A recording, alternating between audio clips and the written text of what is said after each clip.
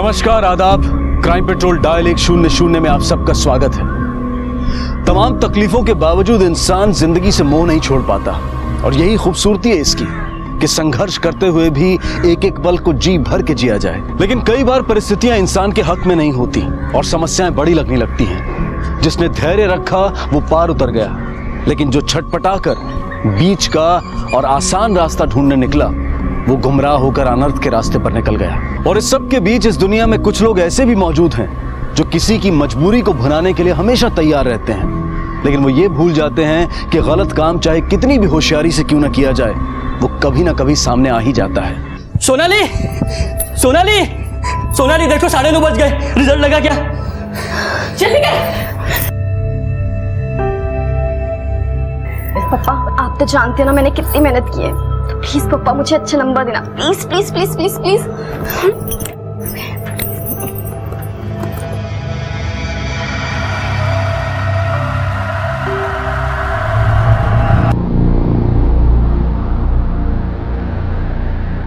क्या हुआ? बता ना, बोलना क्या हुआ? मैं पास हो गई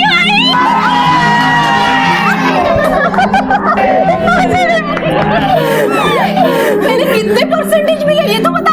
89% आए हैं, म्हणजे 90 में 1 कम। मेरी उम्मीद से भी ज्यादा लेकर आई है तू।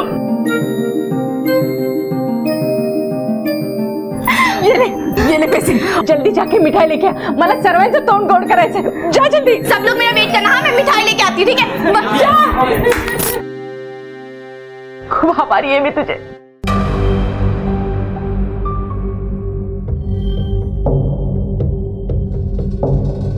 ये देखो, इनके बाप की गाड़ी है। उठ, सोने के पैसे देता हूं क्या? लेट हो रहा है, चलो।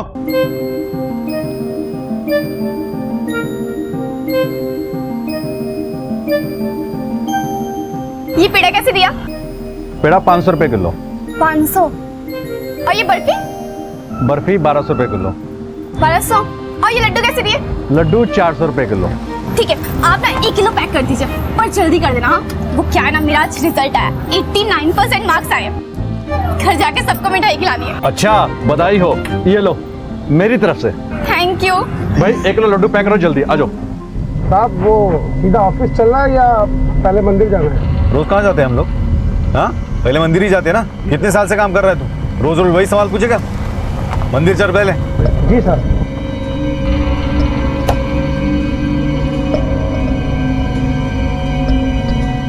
ये लीजिए लड्डू। और आपको पता है ये किस चीज का लड्डू है? मैं पास हो गई हूँ, 89% आए हैं। आशीर्वाद दो।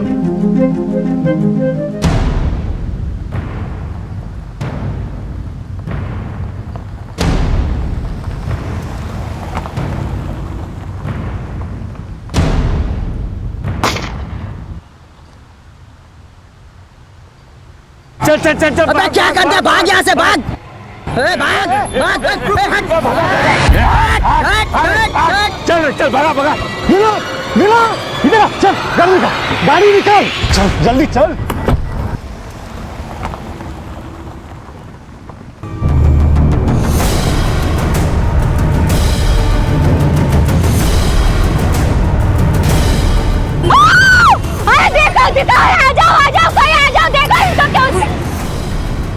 क्या हुआ इस लड़की को? खून भी आ रहा है इसे।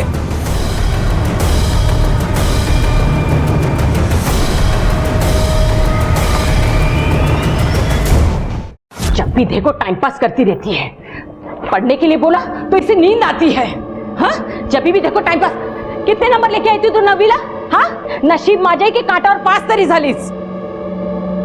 बहुत सपने देखे थे तेरे बाबा ने कि तुझे पढ़ लिख कर बहुत बड़ा अफसर बनाएंगे, ऐसे अपने बाबा का सपना पूरा करेगी। बहुत उम्मीद है मुझे तुझ पर। आई तो रोया मत कर, क्योंकि जब तू रोती है ना तो बिल्कुल अच्छी नहीं लगती है। सच में देखना, मैं मन लगाकर पढ़ाई करूंगी, बहुत मेहनत करूंगी, तेरा और बाबा का सपना जरूर पूरा करूंगी। आपसे मैं मेहनत करूंगी ताकि एसएससी के एग्जाम में अच्छे नंबर ला सकूं। सच में, बस तू रोएगी नहीं, प्रॉमिस मी। तू पढ़ेगी ना? बहुत पढ़ूंगी।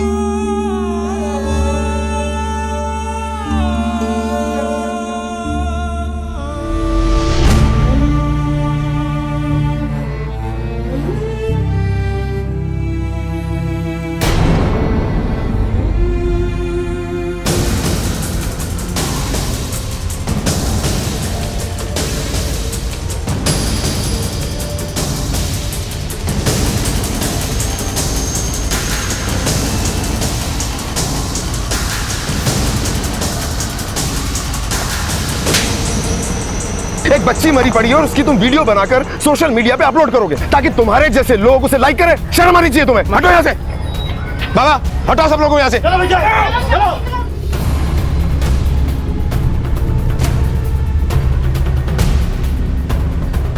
सर, इसका जख्म देखकर ऐसा लगता है कि इस पे गोली चलाई गई है और खून ज्यादा बह जाने की वजह से इसकी मौत हुई है।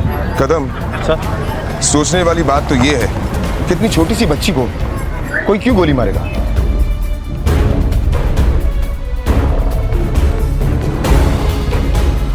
कदम सर, आज एसएससी का रिजल्ट आने वाला था। कुटे राहिली ही सलोनी।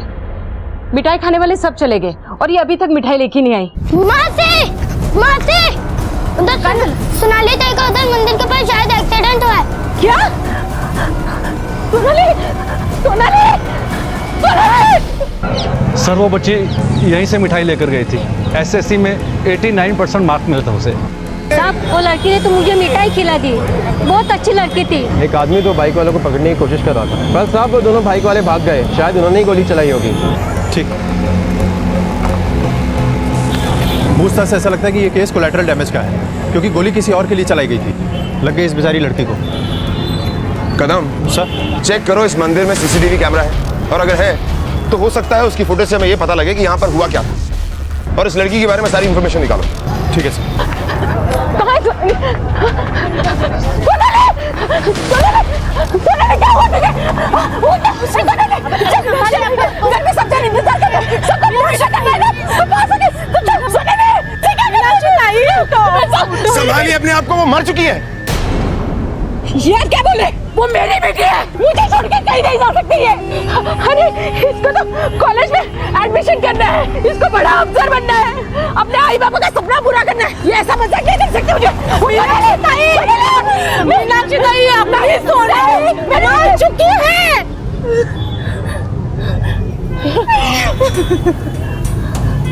नहीं सोनाली, तू मुझे छोड़ के नहीं जा सकी, नहीं जा सकेगी।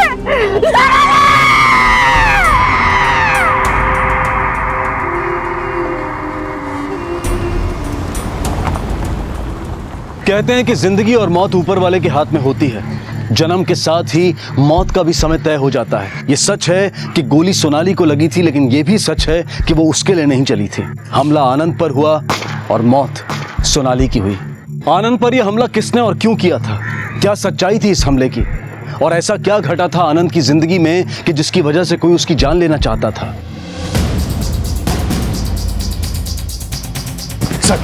सर, मुझ पे जानलेवा हमला हुआ है, मुझे पुलिस प्रोटेक्शन चाहिए। कहाँ हुआ हमला? वो साईं मंदिर के बाहर सर।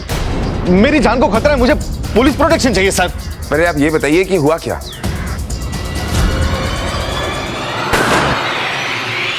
आपकी किसी के साथ कोई दुश्मनी या कोई झगड़ा?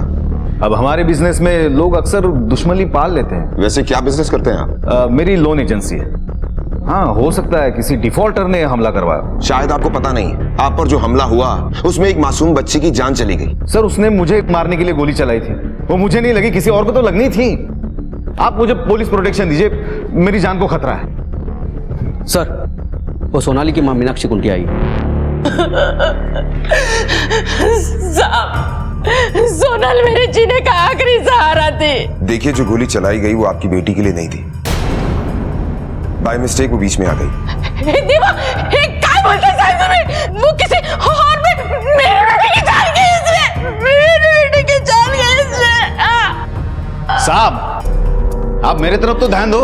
आज तो मैं बच गया, वो फिर से गोली चलाएंगे। मुझे प्रोटेक्शन दीजिए ना। देखिए, जब तक हमें ये नहीं पता चलता कि आप पर किसने गोली चलाई और क्यों चलाई, तब तक हम आपको पुलिस प्रोटेक्शन नहीं दे सकते। म्हणजे तुम्ही गोळी लागण्याची वाट पाहणार, त्याच्यानंतर प्रोटेक्शन द्या। इसका मतलब तेरी वजह से मेरी बेटी की जान गई।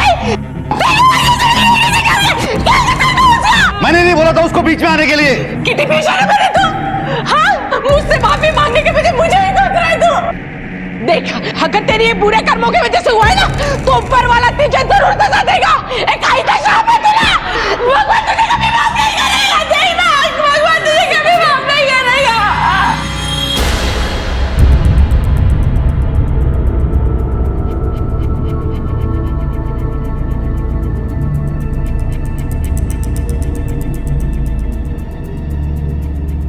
कदम, सर। इसे देखकर तो यही लग रहा है कि शायद किसी ने आनंद को मारने की सुपारी दी है। Yes sir. और सर ये देखिए, फुटेज में 2 लोग हैं, लेकिन सर प्रॉब्लम ये है कि उनमें से एक ने हेलमेट पहन रखी है और दूसरे ने अपना चेहरा ढका हुआ है। और सर बाइक का नंबर प्लेट भी क्लियर नहीं है। कदम, हो सकता है कि इसकी शक्ल आनंद के ड्राइवर ने देखी हो। पूछताछ करो उससे, स्केच बनवाओ। ठीक है सर। सब कुछ इतनी जल्दी में हुआ कि हम उसका चेहरा ठीक से देख नहीं पाए। देखो, जितना भी याद है वो बताने की कोशिश करो।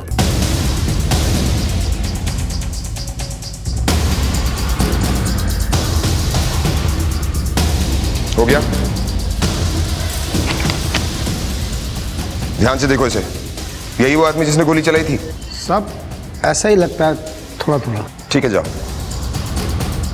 कदम सर। ये आदमी बहुत कंफ्यूज था। मुझे नहीं लगता कि इस स्केच से कोई फायदा होगा। सर मुझे लगता है कि एक बार ये स्केच हमें सर्कुलेट करना चाहिए। ठीक है, सर्कुलेट कर दो। सलोनी के पापा को गुजरे बहुत साल हो गए थे। उनके जाने के बाद मेरे पास जीने का सहारा सिर्फ सलोनी था। अब तो वो भी नहीं रही। अब मैं किसके सहारे जीऊंगी?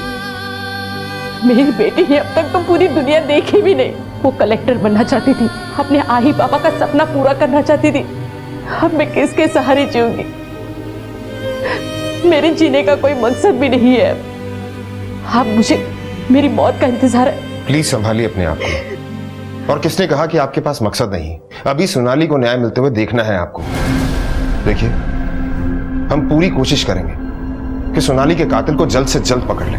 उसी का इंतजार है मुझे। जब उसे सजा मिलेगी तब मेरी बेटी को शांति मिलेगी और मुझे भी।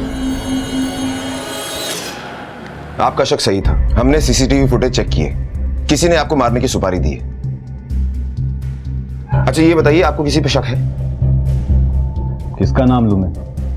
नहीं, ऐसे मेरे बहुत सारे क्लाइंट हैं जिन्होंने मुझसे पैसे लिए लेकिन अभी वापस करने का नाम ही नहीं ले रहे। अब कैसे बताऊं कौन हो सकता है?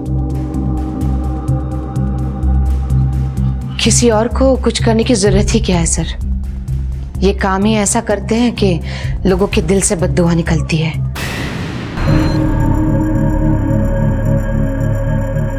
तुम्हारा मतलब है गोली बद्दुआ से चली? और मेरा क्या, दुनिया के ऐसे बहुत सारे काम हैं जो इसी तरीके से होते हैं और किसी की बद्दुआ ना लगे इसीलिए रोज मंदिर जाता हूं मैं। और उसी वजह से कल भगवान ने मुझे बचाया। आप तो बच गए, पर एक मासूम बेचारी बच्ची की जान चली गई। सॉरी सर, उसके लिए मैं कुछ नहीं कर सकता हूं। अब आपने आपकी इंक्वायरी कर ली है तो मुझे प्रोटेक्शन दे दो। कर ली नहीं, करेंगे। और अगर ऐसे ही हर किसी के कहने पर उसे पुलिस प्रोटेक्शन देनी शुरू कर दी तो आधे शहर को प्रोटेक्शन देनी पड़ेगी।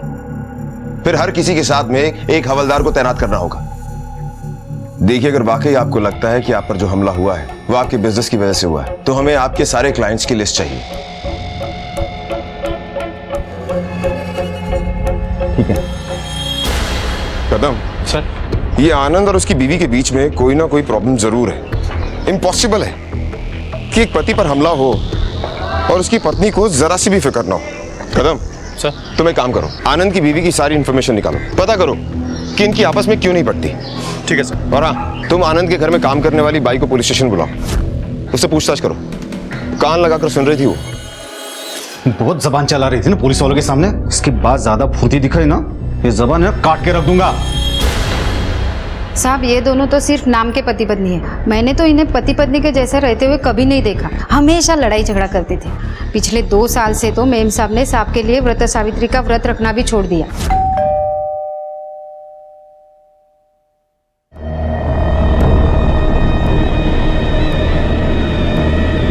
कहाँ थे तुम और फोन क्यों नहीं उठा रहे थे? मीटिंग में था, कैसे उठा था फोन में? अच्छी तरह जानती हूँ कौन सी मीटिंग से आ रहे हो। बेशर्मों की तरह यूं शराब पीकर। और ये लिपस्टिक का दाग। और मैं यहाँ सुबह से भूखी प्यासी बैठी हूँ। मोठ्या सावित्रीचा उपवास केला होता तुझ्यासाठी। 7 जन्म तूच नवरा मिळावास म्हणून। आता नाही करणार, खड्ड्यात जा।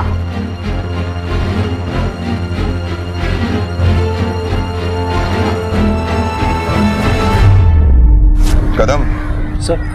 कहीं ऐसा तो नहीं कि आनंद को मारने की सुपारी शालिनी ने दी? लेकिन सर, शालिनी अगर सच में आनंद से परेशान थी तो सुपारी देके मरवाने के बजाय वो उसे डिवोर्स भी तो दे सकती थी ना। नहीं कदम, अगर वो डिवोर्स देती तो उसे प्रॉपर्टी में फूटी कौड़ी नहीं मिलती, और अगर आनंद मर जाए तो सारी की सारी प्रॉपर्टी उसकी। कदम सर, कोई भी औरत ये बर्दाश्त नहीं कर सकती कि उसका पति उससे बेवफाई करे, किसी और औरत के पास जाए। हो सकता है उसने पैसे से ज्यादा बदले को अहमियत दी हो।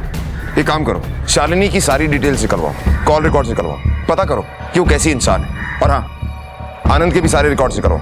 ठीक है सर। सर, सोनाली की postmortem report. Sir, postmortem report के मुताबिक तो सोनाली पे जो गोली चली थी वो किसी देसी कट्टे से चलाई गई थी। बाबा सर। अपने सारे खबरियों से पता करो कि इन दिनों में किसी ने देसी कट्टा खरीदा है क्या। Okay sir. नहीं, अभी नहीं। जब तक मेरी बेटी की आत्मा को शांति नहीं मिलती, मैं गांव वापस नहीं आ सकती, नहीं आ सकती। सर, मैंने पता किया है, इन दिनों किसी ने भी देसी कट्टा नहीं बेचा है।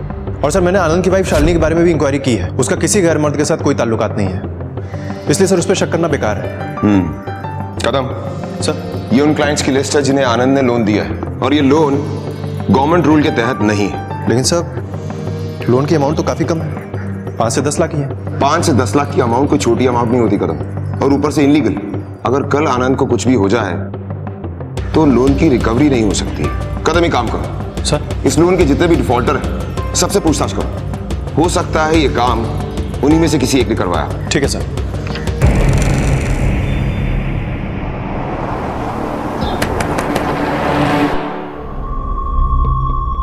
राजन जी, ऑटो लेना था मेरे को साहब, कहीं से भी लोन नहीं मिला मेरे को, तो फिर मैंने अपना ये खोली आनंद पवार के पास गिरवी रख के पैसे ले लिए। थोड़ा कम पढ़ा लिखा हूँ साहब, कुछ समझा बुझा कर मेरा साइन ले लिया पेपर पे, मेरा खोली खा गया साहब। अच्छा होता अगर वो मरता तो। कहीं ऐसा तो नहीं कि आनंद पवार पे गोली तुमने ही चलवाई है? नहीं साहब, अगर बीवी बच्चे वाला आदमी नहीं होता ना तो खुद मरता उसे। जैसा वो चैप्टर आदमी है ना साहब, मरना तो बनता है उसे।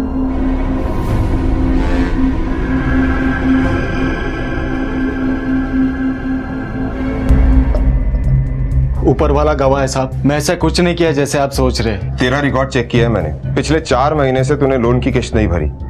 क्यों?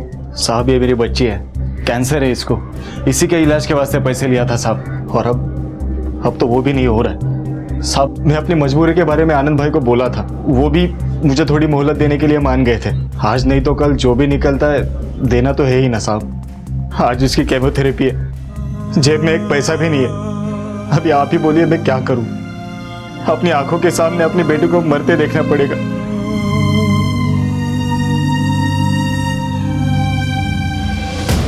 साहब, हमारा मैटर तो कब तक क्लोज हो गया? हमारी जरूर क्या काम करती है, अब जरूरतमंद लोगों को ढूंढती रहती है लोन के लिए, और जो कमीशन मिलता है उससे हमारी किस्त चली जाती है। हमारा कोई झगड़ा नहीं है उससे, आप चाहे तो पूछ लीजिए इससे। अरे बोलती काहे को नहीं? अरे बताना साहब को कि आनंद पवार का मैटर क्लोज हो गया। हाँ साहब, हो गया।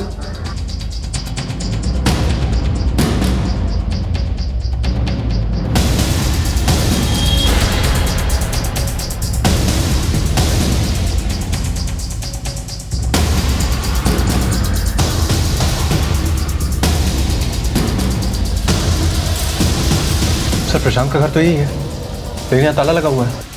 इसके पड़ोसी से पूछताछ करते हैं, हो सकता है उन्हें पता हो कि कब गया और कब आएगा। प्रशांत अब कैसे आएगा साहब? वो तो बेचारा दुनिया ही छोड़ गया। आत्महत्या किए भी 2 महीने हो गए। उसका परिवार भी यूपी में कहीं शिफ्ट हो गया है। यूपी में कहाँ? गांव शहर तो पता नहीं साहब, बस इतना पता है यूपी गए थे वो। कदम सर, पता करो प्रशांत के परिवार वाले यूपी में कहाँ रहते हैं। हो सकता है कदम प्रशांत ने जो सुसाइड कमिट की है लोन की इंस्टॉलमेंट का नतीजा है। आनंद ने जिन जिन लोगों को लोन दिया है उन सबकी कहानी अजीबोगरीब है। राजन का कहना है कि उसकी खोली उसने हड़प ली थी, बल्कि आज भी वो उसी खोली में रह रहा है। और सलीम की वाइफ ये सुनकर हैरान हो जाती है कि आनंद ने सलीम को मोहलत दी है। हाँ सर, और यादव सब्जी वाले का भी कहना है कि उसकी वाइफ इंस्टॉलमेंट के नाम पे आनंद पवार को क्लाइंट्स लाके देती है। कदम, ये मामला सिर्फ लोन की इंस्टॉलमेंट का नहीं है शायद। एक काम करो सर, सबके फोन रिकॉर्ड्स निकलवाओ, चेक करो। ठीक है सर। सर, हमारे खबरों का कहना है कि पिछले 2 महीनों में सुपारी लेने की कोई भी खबर उन्हें नहीं मिली। इसका मतलब ये काम किसी बाहर वाले से करवाया गया। अरे एक वक्त था कि तू मेरे लिए उपवास रखती थी और मजे से खाना खा रही है अभी। शर्म नहीं आती तुझे? क्योंकि तुझे कुछ पड़ी नहीं है ना कि कोई मुझे मारना चाहता है। अरे शर्म नहीं आती तुझे? खुश है तू मुझे ऐसा घर में कैद देखकर? तो क्या करूं? बंदूक लेकर तुम्हारी बॉडीगार्ड बन जाऊं? जैसी करनी वैसी भरनी। बुरे लोगों के साथ ऐसा ही होता है, सड़ सड़ के मरते हैं। एक खींच के दूंगा ज्यादा आवाज किया तो। शर्म नहीं आती? अपने पति की मरने की बात करती है। शर्म तो मुझे इस बात की आती कि मैं तुम्हारी बीवी हूं। शालिनी। सर शालिनी, संतोष, सलीम और राजन के कॉल रिकॉर्ड्स मिले हैं, लेकिन सर उसमें एक खास बात है। क्या? सर शालिनी और राजन के बीच में फोन पर बातचीत हुई है और राजन के मुताबिक उसका जो मकान गिरवी था और जिसको आनंद ने हड़प लिया था वो अभी भी राजन के नाम पर है। सर, प्रशांत की फैमिली यूपी के मिर्जापुर में शिफ्ट हुई है और उनके शिफ्ट होने से पहले ही आनंद पे अटैक हुआ है। कदम, सर तुम मिर्जापुर जाने की तैयारी करो। हमें किसी भी हालत में सोनाली को न्याय दिलाना है। ठीक है सर।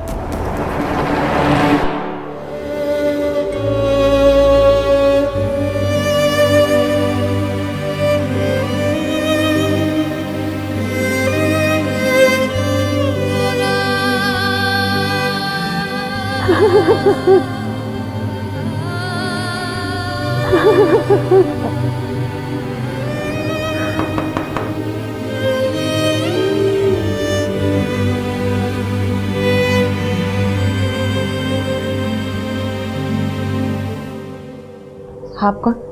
जी, आपकी बेटी। वो अब नहीं रही। आप उसे जानते हैं? नहीं। फिर आप जिस आदमी पर हमला हुआ और गोली आपकी बेटी को लगी, मैं उनकी बीवी हूँ। क्या? तुम्हारे पति के वजह से मेरी बेटी की जान गई है? अब तुम यहाँ क्या लेने आई हो? जाओ यहाँ से, जाओ यहाँ से, वरना तुम्हारे पति का गुस्सा मैं तुझ में निकालूंगी। मैं यहाँ पर आपका दुख बढ़ाने नहीं, बांटने आई हूँ।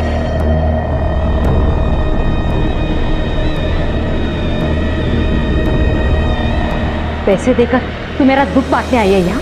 हाँ, लेके जा ये कागज के टुकड़े। मुझे ये नहीं, अपने बेटी का बदला चाहिए। साहब मैंने झूठ बोला था खोली को लेकर, लेकिन अगर मैं उसकी बात नहीं मानता ना साहब तो वो जरूर ले लेता साहब मेरा खोली। कौन सी बात? साहब वो,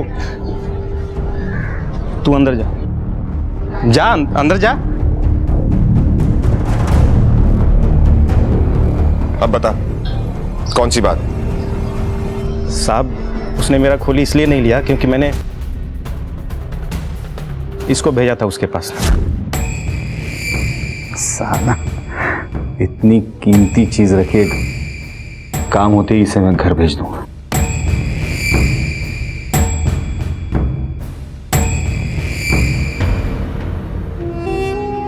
गुनहगार हूं मैं तेरा, हो सके तो मेरे को माफ कर देना। मतलब ब्याज के बदले में? हाँ साहब, मैं मजबूर था। अगर खोली जाती ना साहब तो मैं बीवी बच्चों के साथ फुटपाथ पे आ जाता। इसलिए तूने सोचा कि आनंद को मार दे तो किस्सा ही खत्म? मैंने कुछ नहीं किया साहब। अच्छा, ये देख तेरे कॉल रिकॉर्ड्स। तेरी और आनंद की बीवी के बीच में लगातार बातचीत होती थी। बता, क्या लेना देना तेरा उसकी बीवी के साथ? बोल। साहब मैं तो उस आनंद को सुनाने गया था कि ये रोज रोज का डिमांड बंद कर, तो लौटते वक्त उसकी बीवी ने खुद बुलाया था मिलने को। मुझसे क्या काम है? तुम्हें पैसे चाहिए ना? ये लो पैसे। पैसे? लेकिन मेरे को काहे को दे रहे हो? तुम्हारी परेशानियों से छुटकारा पाने के लिए। अब उनसे कैसे छुटकारा पाना है ना, ये तुम ही सोचो। मैं पहले से जानती थी कि मेरे पति के बाहर दूसरी औरतों के साथ संबंध है, और इसी वजह से एक छत के नीचे रहते हुए भी मैंने उससे कोई वास्ता नहीं रखा। मजबूर औरतों का फायदा उठाते थे वो, और वो भी इतनी चालाकी से कि कोई उनके खिलाफ मुंह नहीं खोल पाता था। और जब आपको लगा कि आनंद नहीं रुकने वाला तो आपने राजन को उसकी सुपारी दे दी। मैंने वो पैसे राजन को सुपारी के लिए नहीं, उसकी हेल्प करने के लिए दिए थे सर, ताकि वो मेरे पति के ट्रैप से बच सके। अच्छा झूठ बोलती हैं आप। अगर आपको अभी भी मुझ पे भरोसा नहीं है तो अभी मुझे अरेस्ट कर लीजिए, ताकि लोगों को पता तो चले कि आनंद कितना घटिया और गिरा हुआ इंसान है।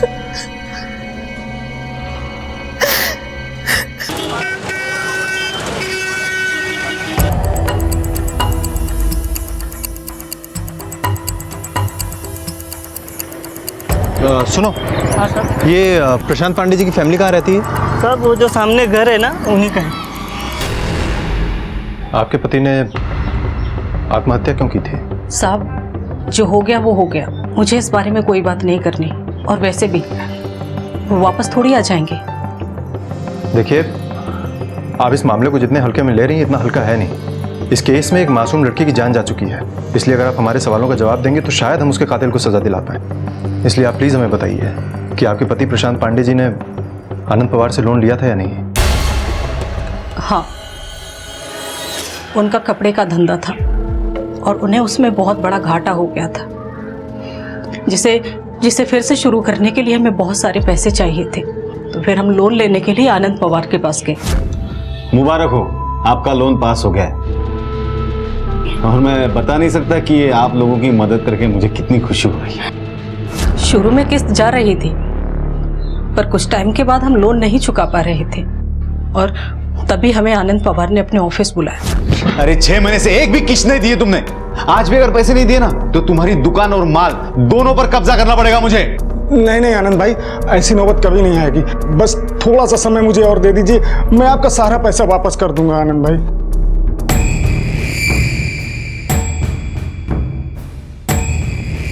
मैं अगर तुम्हें थोड़ा समय दे भी दूं तो तुम मुझे क्या दोगे? मेरे पास क्या है? मेरे पास तो देने के लिए कुछ नहीं है आनंद भाई। एक देने लायक चीज तो है तुम्हारे पास, इसे मेरे पास भेज दो और मोहलत ले लो। आनंद भाई, जबान संभाल के बात करो, बहुत जल्दी तुम्हारा सारा पैसा तुम्हारे मुंह पे मारूंगा। इससे पहले कि ये कुछ कर पाते, उसने हमें लीगल नोटिस भेज दिया घर खाली करने का, कि पूरी तरह से टूट चुके थे। इसलिए आनंद पवार से मिलने में उसके ऑफिस चली गई।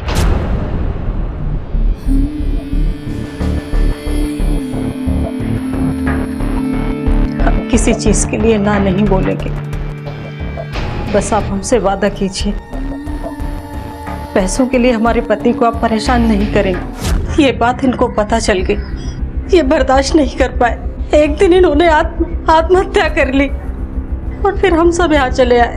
तो आपको आनंद पवार के खिलाफ कंप्लेंट फाइल करनी चाहिए, उसको उसके किए की सजा मिलनी चाहिए। क्या फायदा कंप्लेंट करके, ऊपर वाला है ना, देगा उसे उसके कर्मों की सजा।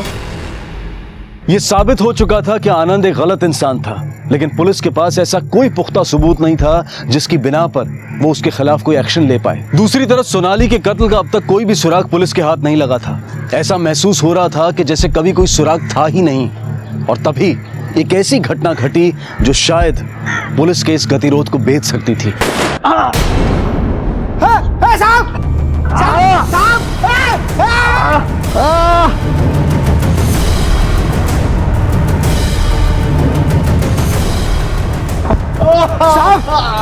साहब, मैडम, साहब बोला, घर चली नहीं है।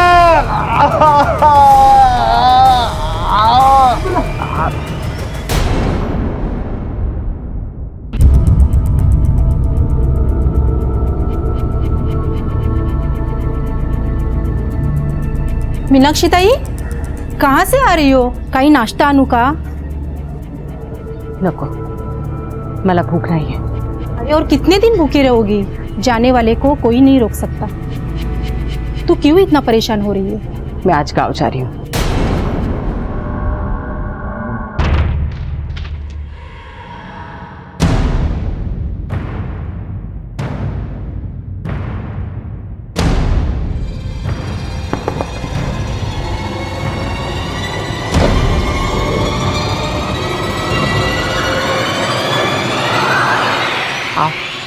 इंस्पेक्टर साहब, गोली कॉलर बोन के पास लगी थी, लेकिन ऑपरेशन सक्सेसफुल रहा। आनंद पवार अब खतरे से बाहर है। और ये बुलेट जो मरीज की बॉडी के अंदर से रिकवर हुई है। कदम, शायद ये देसी कट्टे से चली हुई गोली है। सो इसका मतलब कि जिन लोगों ने पवार पे पहले गोली चलाई थी वो दोनों अब भी उसके पीछे हैं। हो सकता है। डॉक्टर, जी, हम पेशेंट से मिल सकते हैं? जी हाँ, आप मिल सकते हैं। मैंने आपको पहले ही कहा था कि मुझे प्रोटेक्शन चाहिए, लेकिन आपने मेरी बात ही नहीं मानी। डरने की जरूरत नहीं है। वैसे भी तुम हॉस्पिटल में हो, और अगर उन लोगों ने तुम पर दोबारा हमला करने की कोशिश की तो डॉक्टर है ना यहाँ पर। मैं तो तुमसे यही कहूंगा कि कुछ दिनों के लिए तुम हॉस्पिटल में ही रहो। यहाँ मेरी ये हालत हुई और आप मुझे जोक सुना रहे हैं। सुना नहीं रहे हैं, बता रहे हैं। और एक वार्ड बॉय को तुम पर नजर रखने के लिए कह दिया है। और हाँ, अगर एक औरत ने भी तुम्हारे खिलाफ कंप्लेंट की तो यहां से भी ज्यादा सेफ जगह पर तुम्हें ट्रांसफर कर देंगे। तब तक के लिए टेक केयर।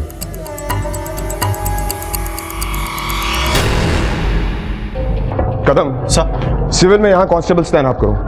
हो सकता है आनंद पर दोबारा हमला हो। ठीक है सर। जी नमस्ते, मेरा नाम शालिनी है। मैं एक एनजीओ से आई हूँ। हमारा एनजीओ कैंसर पेशेंट्स के लिए काम करता है।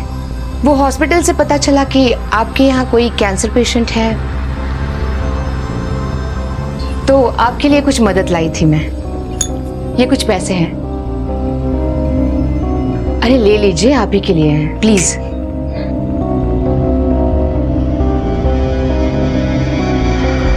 वैसे इन पैसों का क्या करना है ये आप लोग ही डिसाइड कीजिए। अपनी बेटी को बचाइए या फिर उस बीमारी को ही खत्म कर दीजिए जो आपका घर उजाड़ रही है। नमस्ते। ये क्या बोल के गई?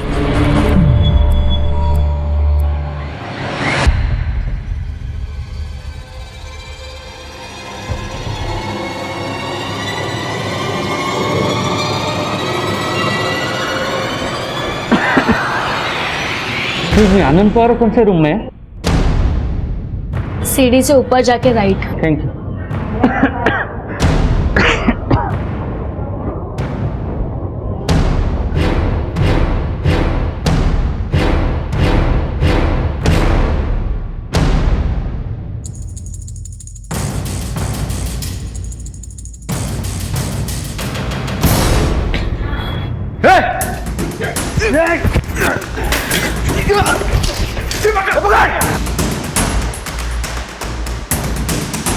रुक,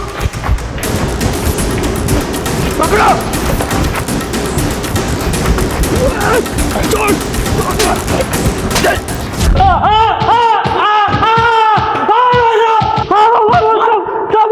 सर, इसके पर से ये आधार कार्ड मिला है।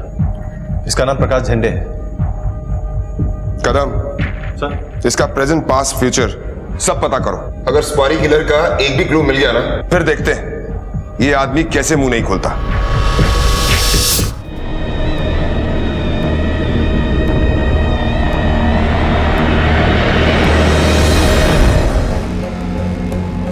बड़े ढीठ हो तुम, हाँ? इस बार भी बच गए ना, मगर इस बार आखिरी बार था, अगली बार नहीं बच पाओगे।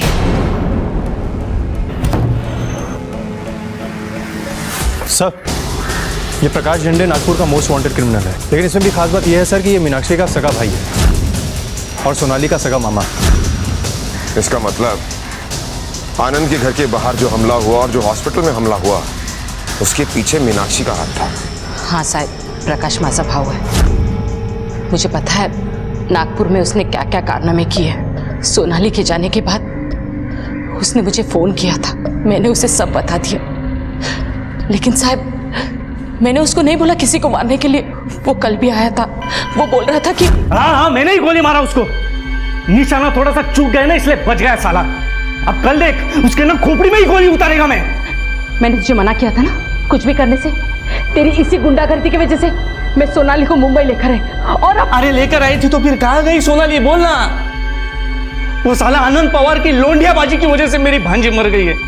देख भाई, मुझे भी सोनाली के बारे में उतना ही दुख हुआ है जितना कि तुझे हुआ है। बदला तो मैं लेके रहेगा, छोड़ेगा नहीं उसको मैं। अच्छा, अब ये बताइए कि आपको कैसे पता चला कि आनंद औरतों से गलत हरकतें करता है? आनंद की बीवी शालिनी ने मुझे बताया। वो पैसे लेकर आई थी। और क्या कहा उसने? उसकी बातों से ऐसा लगा कि वो अपने पति को मारना चाहती है। मैं जानती हूँ ये सब कुछ मेरे पति की वजह से हुआ है। औरत को खिलौना समझकर उन्होंने जो खेल खेला है, ये उन्हीं की बद्दुआएं हैं जो उन्हें ये सजा मिल रही है। सब जानती है ना तू? हाँ, तो क्यों तेरे पति के नाम का मंगलसूत्र पहना है तूने? इसे उतार के फेंक दे। फेंक दूंगी, मगर अभी नहीं, सही समय आने पर। उसके बातों से मुझे ऐसा लगा जैसे वो अपने पति से खुश नहीं है, उससे छुटकारा पाना चाहती है वो। प्रकाश के साथ मिले मीनाक्षी के कनेक्शन से पुलिस की कुछ उम्मीद बढ़ी थी, लेकिन उससे भी उनके हाथ कुछ नहीं लगा, क्योंकि प्रकाश ने आनंद पर हमला तो किया था, लेकिन उसका मकसद सोनाली की मौत का बदला लेना था। सोनाली का कातिल खुलेआम घूम रहा था। आखिर वो कौन था जिसने आनंद पर गोली चलाई या चलवाई और जिसका निशाना सोनाली बनी? कौन था वो जिसे आनंद से इस कदर नफरत थी? शालिनी, राजन, सलीम या फिर संतोष?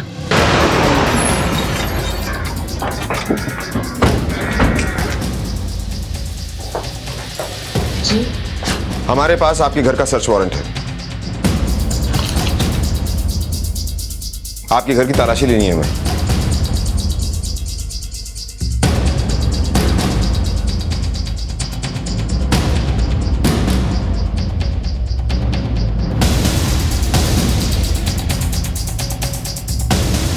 क्या अलमारी से पैसे मिले? सर, इनके कबर्ड में से ये रुपए मिले। बताइए, और सबसे पहले ये बताइए कि इतना कैश आप लोगों में क्यों बांट रही थी?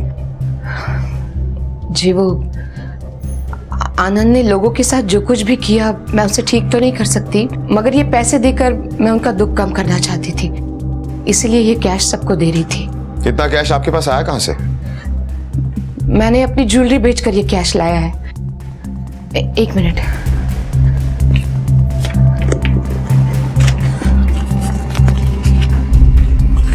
अपना मंगलसूत्र बेचकर जो पैसे लाए थे वो सलीम को दिए, और चेन बेचकर राजन को पैसे दिए थे, और अपने सारे सेविंग्स मैंने मालती को दे दिए ताकि वो गांव जाकर अपनी जिंदगी नए सिरे से शुरू कर सके। और ये जो कैश है आपके हाथ में, अपना नेकलेस बेचकर मैंने लाए थे। यही पैसे लेकर मैं मीनाक्षी को देने गई थी, मगर उन्होंने लेने से साफ मना कर दिया। आपके कहने का मतलब ये है कि ये सब कुछ आप अपने पति के पापों का प्रायश्चित करने के लिए कर रही हैं? जिस दिन मुझे पता चला मेरा पति औरतों की मजबूरी का फायदा उठा रहा है, उसी दिन मैंने कंप्लेन कर देनी चाहिए थी, मगर मैं चुप रही, अपने पति धर्म का पालन करती रही, और दिन ब दिन आनंद बिगड़ते गए, और उसकी सजा उस मासूम बच्चे को भुगतनी पड़ी। जुर्म को सहना और जुर्म छुपाना भी जुर्म ही है सर। आप प्लीज मुझे अरेस्ट कर लीजिए और सबक लेने दीजिए, और उन सभी औरतों को जो अपने पति का जुर्म छुपाती है, प्लीज। ये बेचा था मुझे साहब, और अपनी बीवी को बेचते हुए तो शर्म भी नहीं आई, और हराम की कमाई खाते हुए तो शर्म भी नहीं आई। किसने झूठ बोला था आपको साहब कि हमारा लोन पूरा हो गया और मैं आनंद के लिए काम करती हूँ? मैं आनंद के लिए काम तो करती हूँ साहब, मगर लोन बेचने का नहीं, खुद को बेचने का। वो मुझे अलग अलग लोगों के पास भेजता था और उनसे पैसे कमाता, और इसे सब पता था, पर इसे कुछ नहीं कहा, कुछ नहीं कहा, कुछ नहीं कहा इसने। कदम सर, कंप्लेंट लो इनकी, और बाकी जितने भी विक्टिम्स हैं सबसे पूछताछ करो। अगर वो लोग भी कंप्लेंट करने के लिए तैयार हैं तो इस आनंद को जेल जाने से कोई नहीं रोक सकता। मिस्टर आनंद, ये रहा तुम्हारा अरेस्ट वारंट। औरतों के देह व्यापार और उनके शोषण के जुर्म में तुम्हें गिरफ्तार किया जाता है। आनंद, मैंने कहा था ना तुमसे, जब टाइम आएगा तो सिक्योरिटी अपने आप तुम्हें मिल जाएगी। बेकार में चिल्ला रहे थे, अब तुम जहां जाने वाले हो वहां तुम्हें पूरी सिक्योरिटी मिलेगी। वैसे सिक्योरिटी के लिए 2 हवलदार बाहर तैनात किए हैं, जल्दी से ठीक हो जाओ तुम।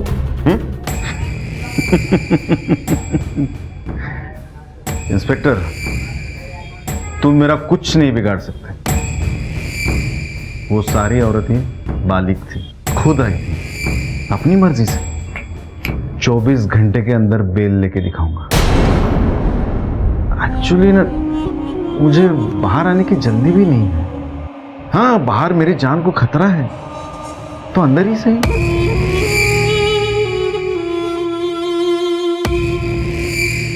कदम सर, देखा जाए तो ये आनंद बिल्कुल सही कह रहा है। हमें इसके खिलाफ और सबूत इकट्ठे करने होंगे। लेकिन सर, हम इस पे गैर कानूनी ढंग से लोन का बिजनेस चलाने का चार्ज भी तो लगा सकते हैं ना सर? चार्ज लगा सकते हैं, इससे वो अंदर भी हो जाएगा, लेकिन इससे सोनाली को न्याय नहीं मिलेगा। सर, खबरी से एक इन्फॉर्मेशन मिली है, कोल्हापुर का एक आदमी देशी कट्टा बेचने के लिए कस्टमर ढूंढ रहा है। कदम, लेट्स मूव।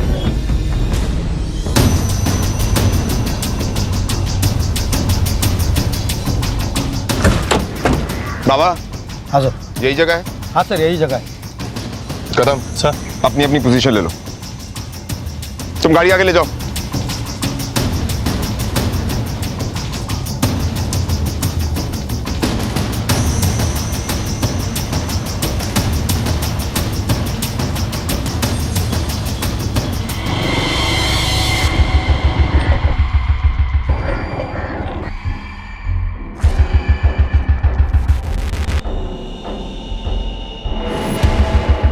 माल लाया? पैसा लाया है। पहले माल दिखा।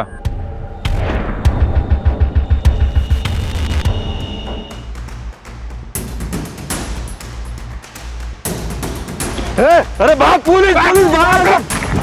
पकड़ो से, पकड़ो से।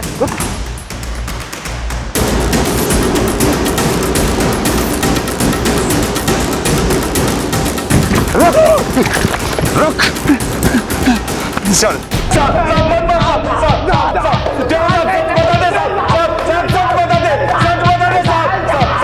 हमने कोई बड़ा क्राइम नहीं किया साहब। हाँ साहब, हमें सुपारी मिली थी। हमें सिर्फ ये दिखाना था कि आनंद पवार पे किसी ने गोली चलाई है, बस हमें यही करना था साहब। तभी हमको मालूम हुआ किसी लड़की की मौत हो गई है। हमें भी यहाँ से भागना था साहब, हमारे पास पैसा नहीं था, इसीलिए हम वो कट्टा बेच रहे थे ताकि हमें कुछ पैसा मिले। आप ही बताओ साहब, हमें सिर्फ 5,000 की सुपारी मिली थी। सुपारी किसने दी? बोल।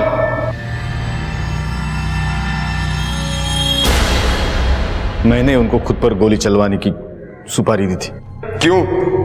एक औरत मुझे फोन पर परेशान कर रही थी, धमकी दे रही थी कि वो मेरी असलियत लोगों के सामने लाई। तो मैंने प्लान बनाया कि अगर खुद पर गोली चलवाता हूं तो वो लोग डर जाएंगे कि अगर मुझे कुछ हुआ तो इल्जाम उन पर जाएगा। अपनी काली करतूतों को छुपाना चाहता था। तेरे चक्कर में एक बच्ची की जान चली गई। तू टेंशन मत ले, अब तुझे पूरी प्रोटेक्शन देंगे हम। लेकर जाओ इसे। सर, अगर इसको सच में कोई औरत ब्लैकमेल कर रही थी तो ये बात हमें पता क्यों नहीं चली? पता चल गई थी, और ये औरत तो और कोई नहीं, शालिनी थी। उसने सोचा ऐसा करके शायद आनंद सुधर जाए, लेकिन आनंद ने आगे बढ़कर कुछ और ही किया। ये प्रॉब्लम सॉल्व करने की बजाय अगर शालिनी हमारे पास आई होती तो आज सोनाली जिंदा होती। इसीलिए शालिनी खुद को सोनाली की मौत की जिम्मेदार समझती है।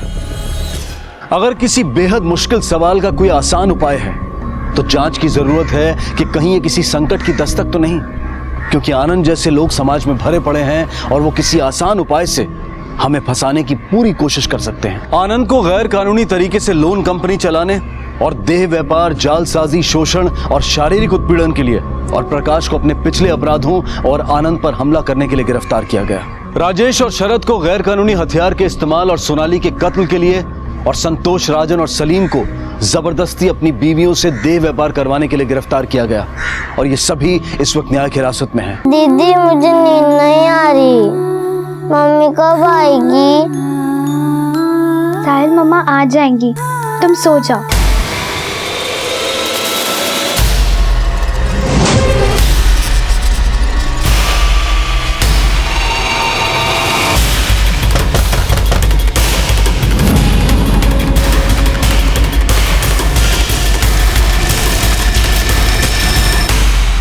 नमस्कार, आदाब।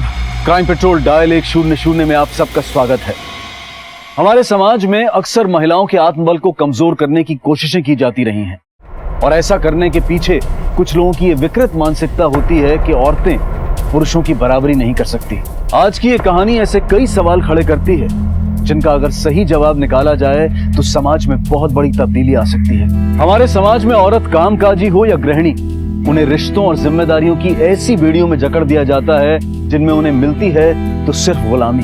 कभी माँ तो कभी बहन, कभी पत्नी तो कभी बेटी।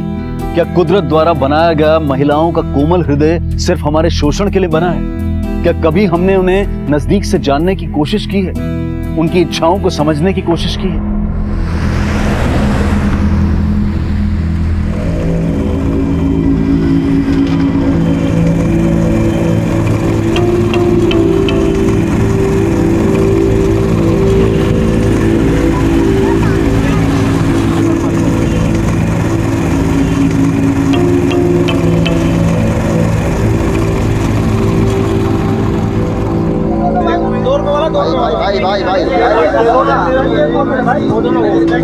अंजलि ने हाँ सुरेश एक वाटर दे। मैडम सेठ जी ने दारू देने से मना किया ना आपको, बोला है कि पहले पुराना चुका दो, बहुत चढ़ चुका है। दे रही हूँ ना मैं पैसे, तो देख वाटर। अरे मैडम सुनो तो, पकड़ो से, अरे पकड़ो, मैडम चोर चोर चोर, पकड़ो से।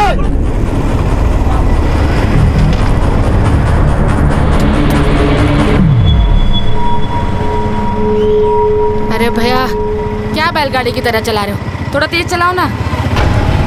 अरे मैडम तेज तो तब चलाऊंगा जब पता चले जाना कहाँ है। अरे बता दो कहाँ जाएंगी आप? अरे भैया किधर भी लेके चलो ना, चलो। साला मुझसे पैसे मांग रहा था, बोलता पहले पुराने तो फिर नया मिलेगा। जानता नहीं मेरी वजह से कितनी चलती है इसकी दुकान। ओ मैडम ये बोतल चुरा के लाई हो क्या? क्यों, तो पुलिस वाला है क्या? ऑटो चला अपना। ऑटो क्यों रोका? ए मैडम बाहर आइए, आप बाहर आइए। मैं नहीं आऊंगी। बाहर आइए, शराफत से आ रही हैं, पुलिस को फोन करो। तू क्यों इतना उछल रहा है? तुझे तो दे रही हूँ ना पैसे। अरे नहीं चाहिए आपके पैसे, मुझे लफड़े में नहीं पड़ना। अरे चलना चलना, मेरे को भी तेरे मुंह नहीं लगना है। हट बेवड़ी कहीं की। अरे हट ना, तेरे बाप के पैसे की शराब पी रही हो क्या? हट हट।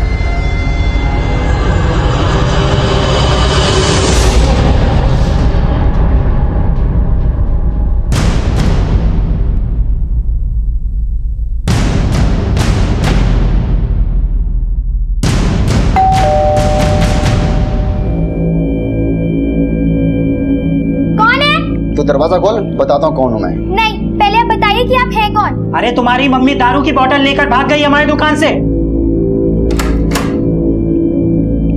तेरी माँ की तरह। मुझे नहीं पता मम्मा कहाँ है, और मैंने आपसे कहा था ना कि उन्हें उधार शराब मत दीजिएगा, तो फिर आपने क्यों दी? ज्यादा होशियारी करने की कोशिश मत कर। तेरी माँ की तरह है। अरे कहाँ जा रहे हैं आप? बाहर निकल मेरे घर से। साहिल बेटा चाकू दिखाता है, चाकू की फैक्ट्री मेरे पास। अरे मिथि क्या हुआ बेटा, कोई प्रॉब्लम, परेशानी है क्या? तो कब तक बचाएगी अपनी माँ को? चल रे, तो सब कुछ नहीं होता है, चल।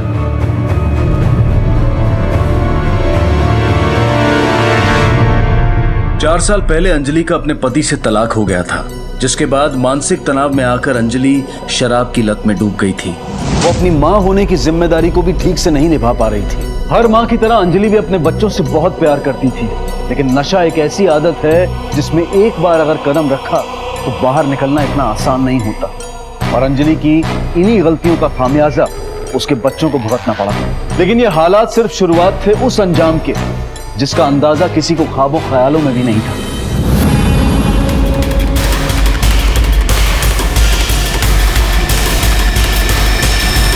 Once, Alice was sitting near a river bank with her sister. She was getting bored. दीदी मुझे नींद नहीं आ रही, मम्मी कब आएगी? साहिल मम्मा आ जाएंगी, तुम सो जाओ। दीदी मम्मा जैसे लोरी सुनाती थी वैसे सुनाओ ना।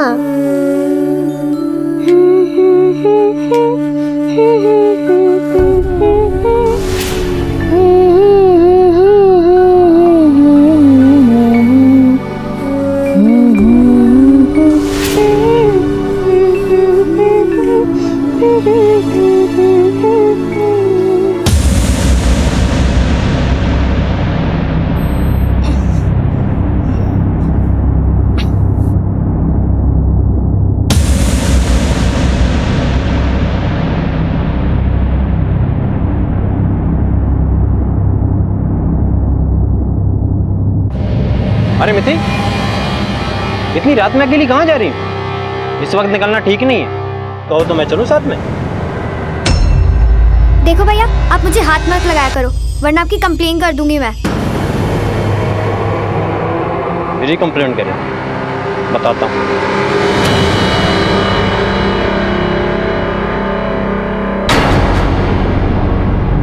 कहाँ चली गई मम्मा?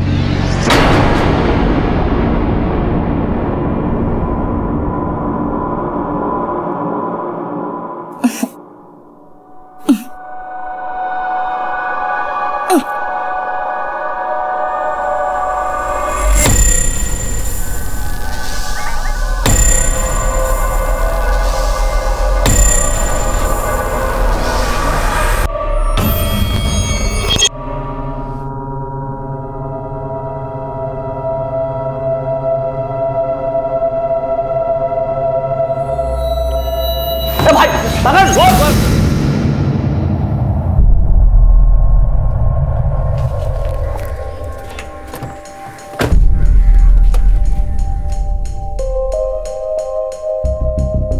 सर अंजलि एक सिंगल मदर है, साहिल और मिथि उसी के बच्चे। अंकल आप मेरी मम्मी और दीदी को ढूंढोगे ना? बेटा फिक्र मत करो, हम बहुत जल्द इन दोनों को ढूंढ निकालेंगे। सर कल रात से जब अंजलि घर नहीं लौटी तो साहिल को सुला के मिथिला प्यार से मुझे मिथि बुलाते हैं, वो अंजलि को ढूंढने निकली। अब उसका भी कोई पता नहीं है सर, और अंजलि अपना मोबाइल भी ले जाना भूल गई। मिथि का भी फ़ोन बंद आ रहा है। आप कौन हैं और अंजलि की फैमिली को कैसे जानते हैं? सर मैं अंजलि का दोस्त हूँ। 4 साल पहले अंजलि का डिवोर्स हुआ था, तब से वो अपने दोनों बच्चों के साथ हमारे सोसाइटी में रहती है। सर अंजलि के बारे में एक इम्पॉर्टेंट बात है, वो शराब बहुत ज़्यादा पीती है। इतनी ज़्यादा पीती आप इमेजिन भी नहीं कर सकते। आप जाइए, हम इन्हें ढूंढने की कोशिश करते हैं। Thank you sir. चलो साहब। अंकल आप मेरी दीदी को ढूंढोगे ना? हाँ बेटा।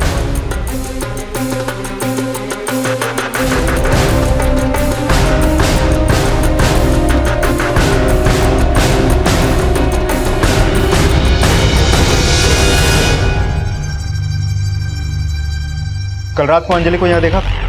नहीं सर, शायद ये जानते हो क्योंकि दिन का वॉचमैन मैं हूँ और रात में ये रहते हैं। तुमने कुछ देखा था? ड्यूटी पे सो तो नहीं गए थे? बिल्कुल नहीं साहब, मैं ये गेट छोड़ के कभी नहीं जाता। कल रात अंजलि मैडम को तो नहीं देखा साहब, लेकिन हाँ साहब मिथि ज़रूर कल रात में बाहर जा रही थी। मैंने उसे मना भी किया कि रात में बाहर मत जाओ।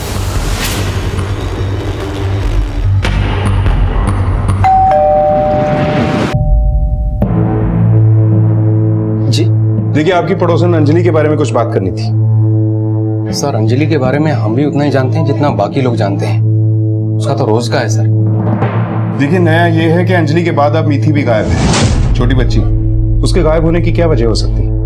बेचारी मिथि माँ के चक्कर में खुद ही गायब हो गई। सर मैं तो कहता हूँ आप मिथि को ढूंढिए।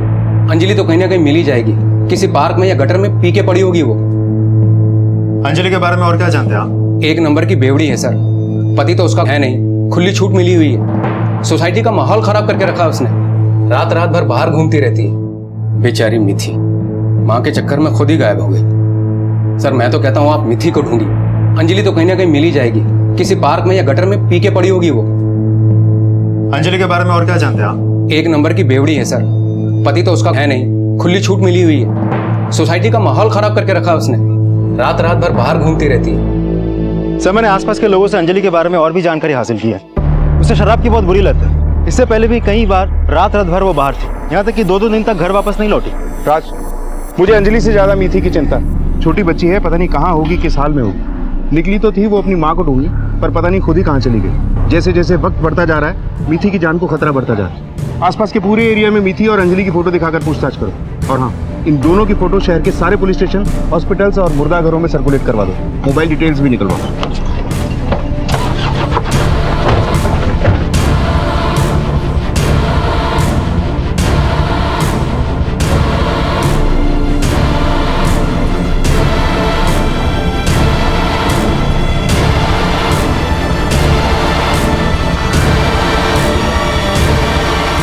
इनको देखा था?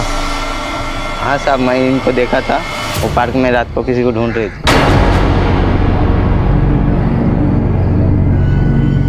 कहाँ चली गई मम्मा? ठीक।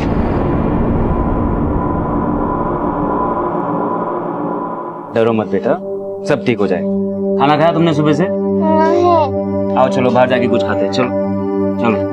जब तक मम्मी और दीदी नहीं आते मैं कुछ भी नहीं खाऊंगा। ओहो साहिल, अगर तुम्हारे मम्मा और दीदी को पता चला कि तुमने सुबह से कुछ नहीं खाया है तो फिर कितने नाराज होंगे। आओ चलो चलो चलो चलो चलो बाबा चलो। मिथि को लापता हुए लगभग 12 घंटों से भी ज्यादा का वक्त बीत चुका था। एक नाबालिग लड़की होने के कारण पुलिस ने उसे ढूंढने के लिए 24 घंटों का इंतजार नहीं किया, पर अब तक उन्हें मिथि के बारे में कोई जानकारी नहीं मिली थी। पहले अंजलि और अब मिथि के गायब होने से पुलिस के लिए मुश्किलें बढ़ती जा रही थी।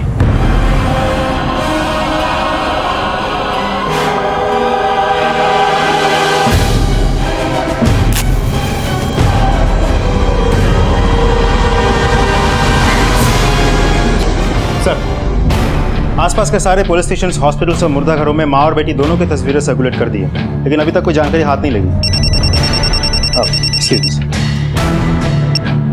हेलो, ओके, ठीक है, हम पहुंचते हैं। समिति का पता चल गया, चलो।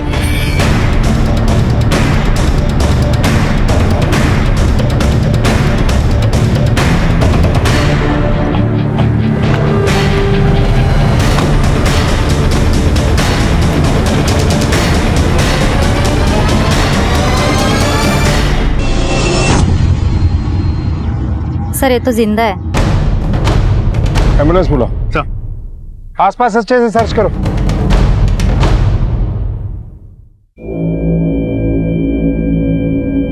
साहिल बेटा, क्या सोच रहे हो?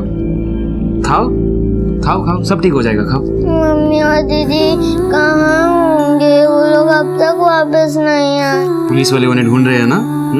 जल्दी आ जाएंगे, तुम चिंता मत करो। मैं हमेशा मम्मी और दीदी के साथ ही खाना खाता हूँ। वो लोग भी तो भूखे होंगे ना।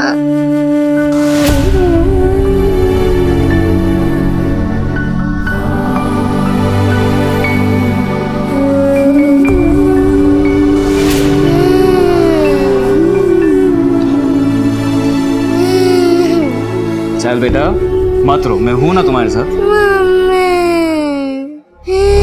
अगर तुझे खाना नहीं खाना तो मत खा, फालतू मेरा टाइम वेस्ट मत कर। ए बिल्ले यार, बिल्ले तू भी ले, रिक्शा पकड़ के घर खुद चले जाना।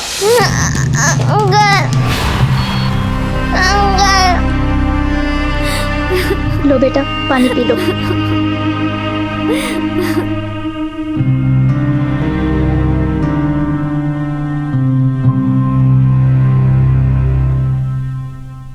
बेटा डोंट वरी, रिलैक्स।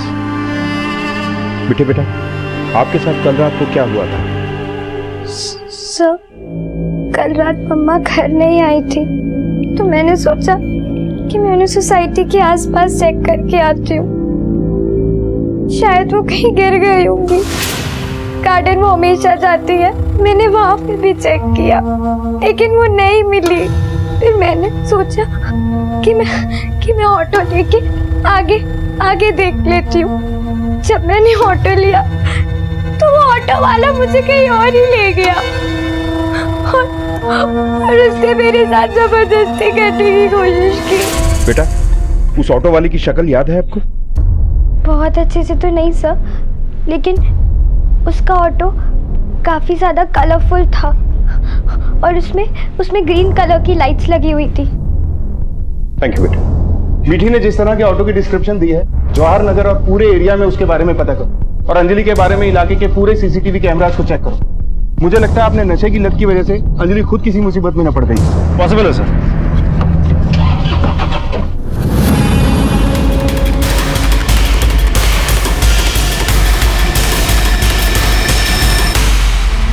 अरे बेटा, साहिल कहाँ चले गए थे तुम? हाँ, कौन ले गया तुम्हें? अरे भैया ये लो, आओ देखो, तुम्हारी बहन मिथि मिल गई है, आ जाओ। दीदी तुम कहाँ चली गई थी? साहिल प्लीज मत रो, मैं आ गई हूँ। रो मत बेटा, रोते नहीं है। पुलिस उस कमीने को जरूर ढूंढ लेगी और देखना जल्दी तुम्हारी माँ भी मिल जाएगी। मम्मी नहीं बेटा, तुम्हारी माँ अब तक नहीं मिली, लेकिन तुम परेशान मत हो, वो जल्दी ही मिल जाएंगी। पुलिस उन्हें ढूंढ रही है। दीदी माँ मिल जाएगी। हाँ साहिल, मिल जाएंगी।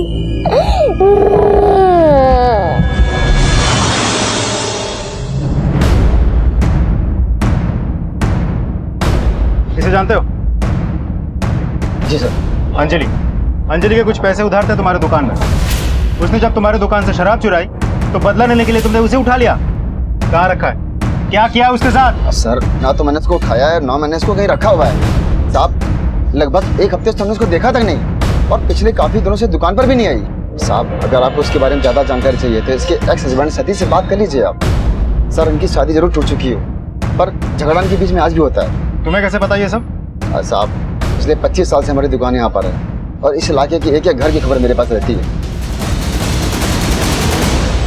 अब तो मान जाओ। तुम्हारी माँ ने तुम्हारे लिए किया ही क्या है? दारू के नशे में अपनी और तुम्हारी जिंदगी खराब कर दी। देखो, चाहे कोर्ट का फैसला मेरे फेवर में हो या ना हो, जो होगा मैं देख लूंगा, लेकिन तुम दोनों अब मेरे साथ चलो। नहीं पापा, हम मम्मा को छोड़ के कहीं नहीं जाएंगे। अगर हमें आपको अपने साथ लेके जाना ही है तो आपको मम्मा को भी साथ में लेके जाना होगा।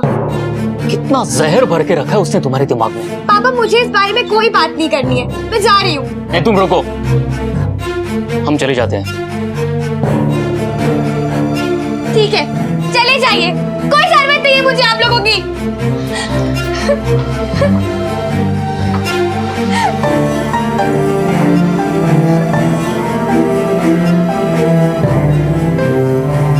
मैंने कहा था ना रहने दो, ये लोग नहीं मानेंगे, लेकिन तुम मेरी सुनते ही कहो। वैसे भी ये दोनों मेरी जिंदगी का हिस्सा नहीं है। ये दोनों मेरी जिंदगी का हिस्सा थे, है और हमेशा रहेंगे। तुम्हें कोई प्रॉब्लम है तो बता दो। 4 साल पहले उनसे पीछा छुड़ाकर मैंने जिंदगी की सबसे बड़ी गलती की थी। अब देखो उनकी हालत क्या है।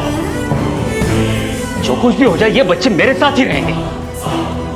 मैं जो करना है सो करो, मैं इनके साथ कभी नहीं रहने वाली। अरे अंजलि को ना सही, मुझे तो उनकी परवाह है। ये बच्चे मेरी भी जिम्मेदारी है। मिथि से मिली जानकारी की बिना पर पुलिस ने एक ऑटो वाले से पूछताछ की। हर गली, हर नुक्कड़, हर सड़क से जानकारी इकट्ठा की गई और हर एक सीसीटीवी फुटेज को खंगाला गया।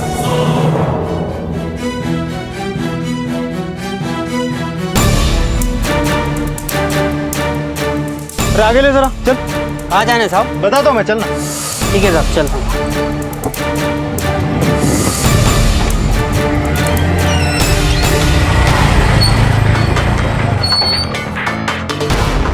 सर पैसे पैसे चाहिए? साहब क्या कर रहे हो साहब? लड़की छेड़ता है? साहब मैंने कोई मैंने नहीं छेड़ा। बहुत शौक है, बहुत शौक है। मैंने चल, कुछ मैं नहीं पैसे किया देता हूँ। साहब। चल पैसे देता हूँ। साहब मुझे छोड़ो साहब, मैंने कुछ नहीं किया।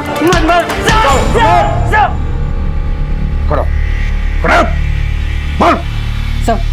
साहब मुझे माफ कर दो साहब, अकेली लड़की थी साहब, मैं उसे जंगल में लेके गया।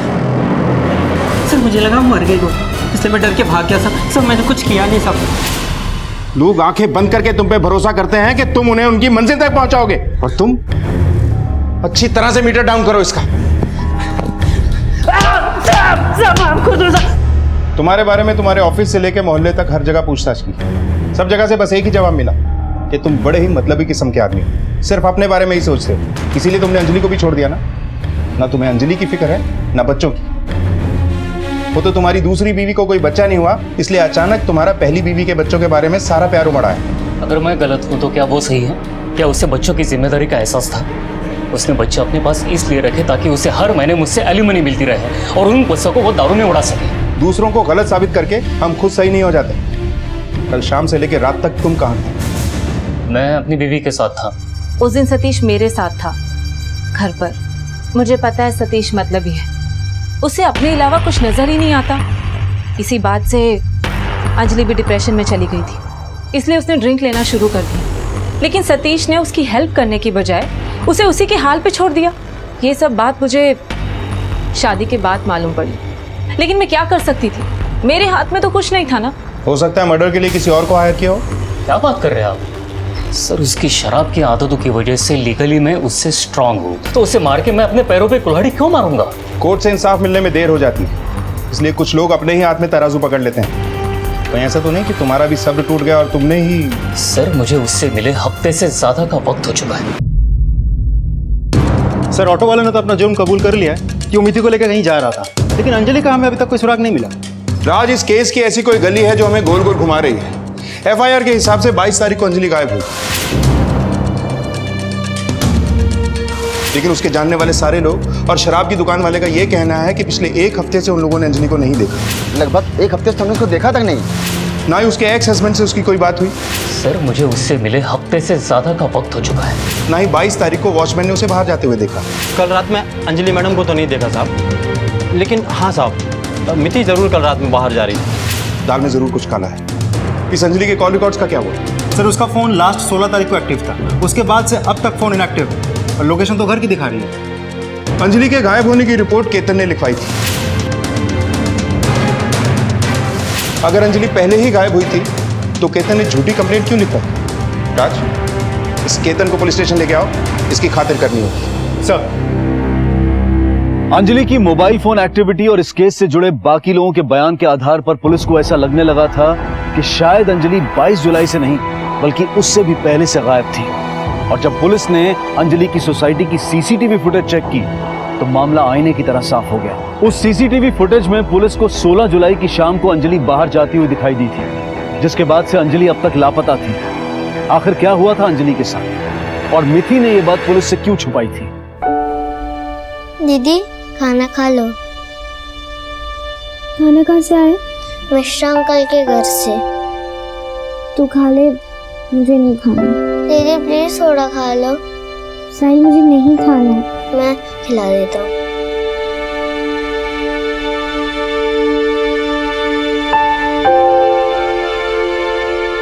दीदी मम्मी को कौन खिलाएगा?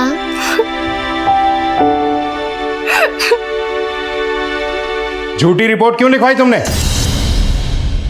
सर मुझे नहीं पता वो कब गायब हुई सर। 1 हफ्ते पहले यानी 16 जुलाई को उसने मुझसे शादी के लिए कहा। मैंने मना किया तो उसने मुझसे झगड़ा किया सर। उसके बाद से उसने मेरा फ़ोन भी उठाना बंद कर दिया सर मुझे लगा उसका गुस्सा शांत हो जाएगा, इसलिए मैं उसके घर गया उससे बात करने के लिए। हाँ, मुझे सिर्फ साहिल मिला।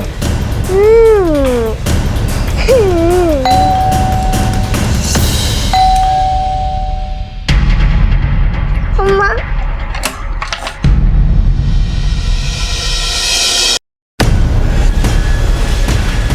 और उसे मैं यहाँ ले आया सर आप ही सोचिए ना, अगर मैंने कुछ गलत किया होता तो फिर मैं यहाँ पुलिस स्टेशन क्यों आता? अगर तेरे इरादे की तरह तेरी नीयत भी बदली होगी और तूने कुछ गलत किया होगा तो इसका अंजाम सोच लेना क्या होगा।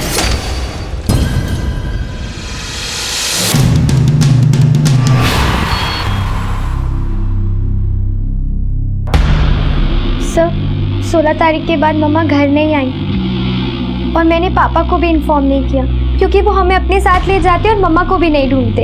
और मैंने केतन अंकल को इसलिए इन्फॉर्म नहीं किया क्योंकि वो हमेशा मुझ पर गलत नज़र रखते थे।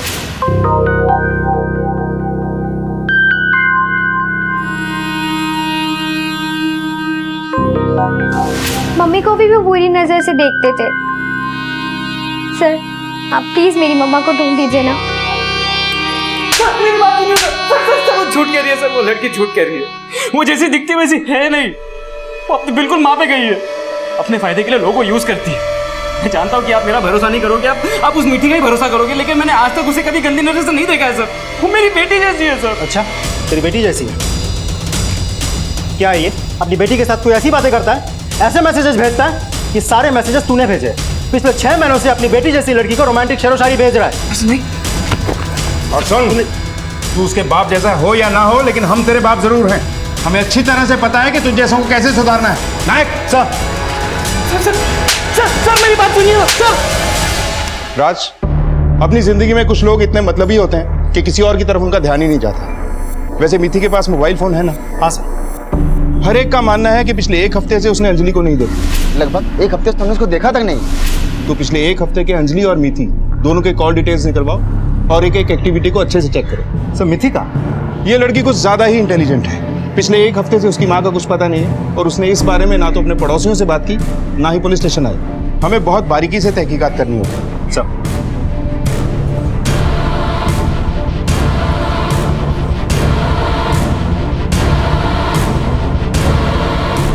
दीदी दवाई खा लो।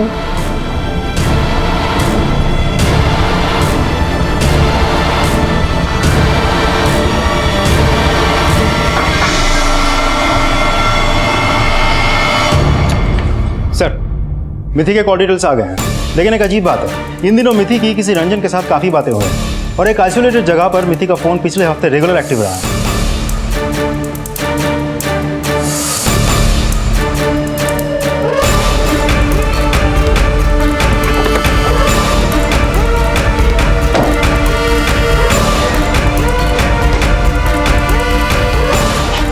तोड़ दो ताला। सर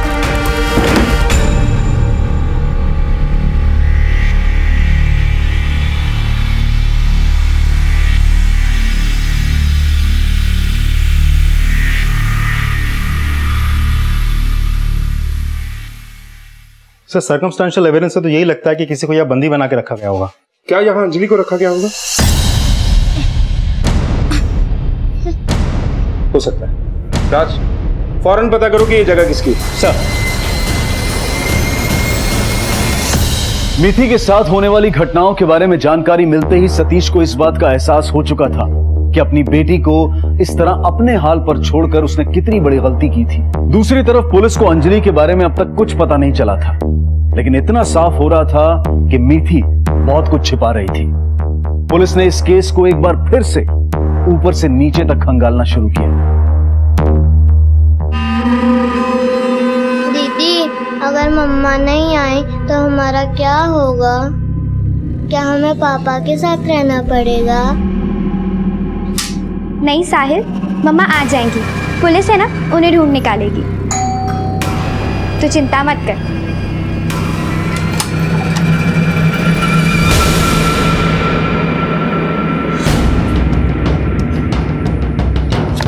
सर, उस वेयरहाउस के ओनर के बारे में पता चल गया। कौन है उसका ओनर? रंजन जोशी। रंजन जोशी? इन दिनों मिथि की किसी रंजन के साथ काफी बातें हो रही। ये वही है ना जिसकी मिथि से अक्सर फोन पे बातें हुआ करती थी? ये सर, लेकिन इस रंजन जोशी के साथ मिथि का क्या रिश्ता हो सकता है? ये रिश्ता तो रंजन जोशी ही बताएगा। चलो।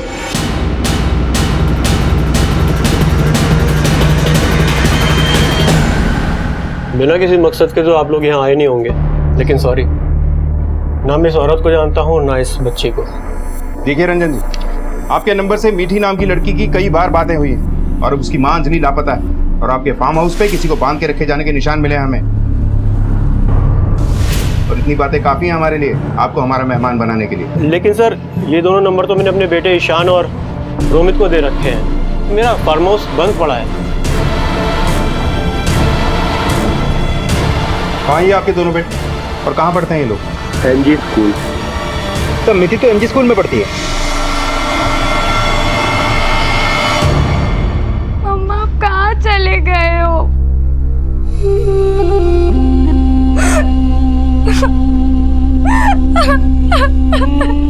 पापा प्लीज, पापा मुझे मम्मी। मिथि, मेरे साथ चलो। तुम्हारी माँ तुम्हारी देखभाल नहीं कर सकती, उसे दारू पीने से फुर्सत मिले तब ना।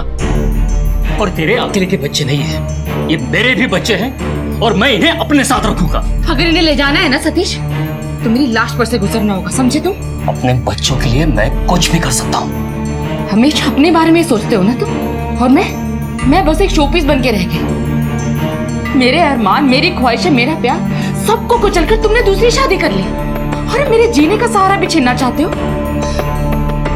इतना दर्द भी मत दो सतीश कि मेरा जीना ही मुश्किल हो जाए।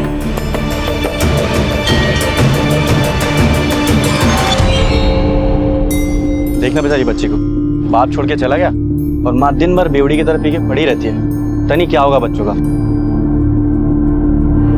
मम्मा, मम्मा,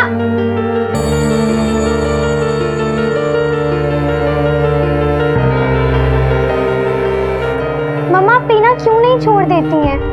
पता है सब मुझे कितना चिढ़ाते हैं और आपका भी मजाक उड़ाते हैं। ओके बेटा, आज से पीना बंद, पक्का। Promise? Pinky promise? Pinky promise. Thank you मम्मा। चलो अब मैं जाती हूँ। Bye bye. कुछ नहीं होगा मम्मा, बोलना भी थी। बेटा नहीं मम्मा, दरवाजा नहीं खुलेगा। मिथि से मुझे झूठ मिथि, आज मैं पिंकी प्रॉमिस, आज के बाद कभी नहीं पीऊंगी मिथि, प्लीज। नहीं मम्मा, आप हमेशा प्रॉमिस करते हो, तोड़ देते हो। मम्मा बोलना मिथि। मुझे मम्मा चाहिए, प्लीज खोल दो, प्लीज खोल दो।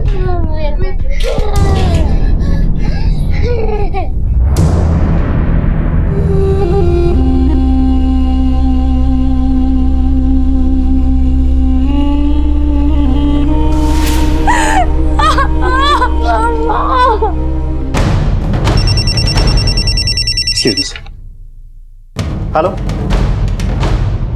ओके ठीक है, हम पहुंच गए।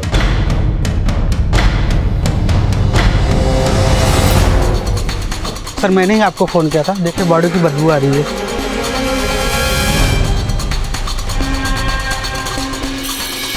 तो बॉडी किसी फीमेल की लगती है, पूरी तरह से बॉडी जल चुकी है। राज, कहीं ये अंजलि तो नहीं? बॉडी को पोस्टमार्टम के लिए भिजवाओ और अंजलि की फैमिली को शिनाख्त के लिए वहीं बुलवाओ। सर, आसपास देखो, कुछ मिलता है क्या?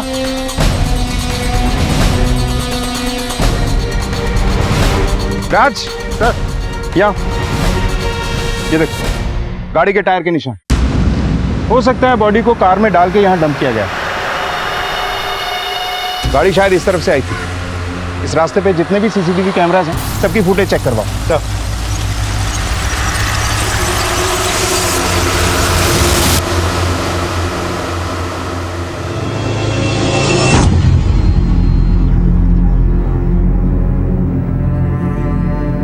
ये हमें बॉडी पे मिला।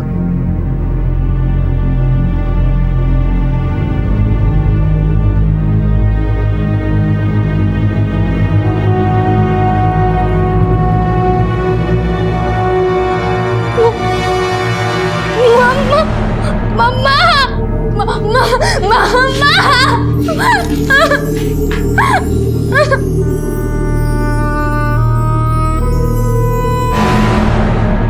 तुम लोगों ने मीठी की माँ को क्यों मारा? सर हमने किसी को नहीं मारा और ना ही सर मीठी ने कुछ किया। सर वो तो अपनी माँ से बहुत प्यार करती थी। हमने तो बस ये चाहा कि आंटी और मीठी की लाइफ में सब कुछ ठीक हो जाए, इसलिए सर हमने उनकी मदद करी। मदद? कैसी मदद? सर मीठी हमारी बेस्ट फ्रेंड है और वो आंटी की दारू की लत को छुड़ाना चाहती थी, इसीलिए उसने सुसाइड करने की भी कोशिश की थी। ये क्या कर रही तू? हाँ, पागल हो गई तू? हाँ मैं पागल हो गई हूँ। मर जाने दो मुझे। मीठी, अगर तुझे कोई भी प्रॉब्लम है तो हमसे बोल, हम उसे सॉल्व करेंगे। मुझसे बर्दाश्त नहीं होता। मम्मी रोज अपने आप को मार रही है, मैं कुछ नहीं कर सकती। जिसको देखो हमारा फायदा उठाने चला आता है। सब गरीब आना चाहते हैं और वो किधर अपने भी अच्छे नहीं है। मैं बस इतना चाहती हूँ कि मम्मा जरा हाथ जोड़ दे। तुम लोग प्लीज मेरी हेल्प करो। हमने मिलकर एक प्लान बनाया। तो सर हमने सोचा कि अगर आंटी को कुछ दिन बांध कर रखा जाए और उनको शराब ना दी जाए तो शायद आंटी की शराब की लत छूट जाएगी।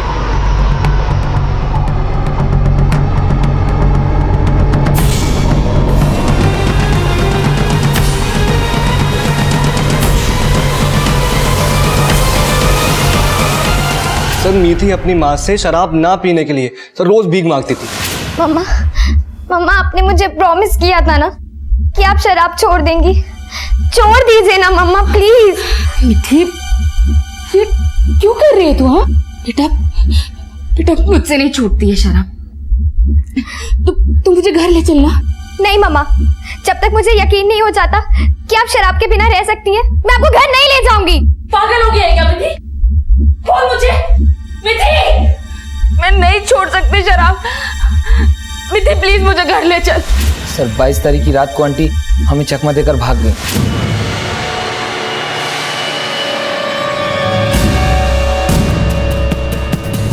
हमने बहुत ढूंढने की कोशिश की पर वो हमें कहीं नहीं मिली। यार क्या करेंगे अब?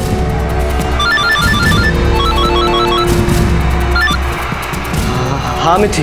हेलो मम्मा ठीक है ना? मिठी आंटी तो भाग गई। क्या?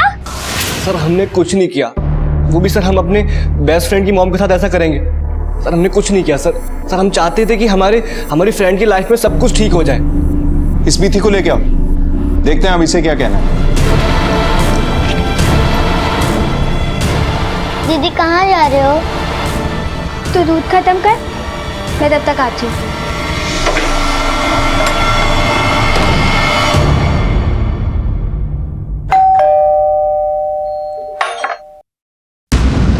पुलिस अंकल आप? दीदी घर पर नहीं है। कहाँ गई वो? मुझे नहीं पता। आज नईमा घर पे आई थी, उसके बाद दीदी कहीं चली गई।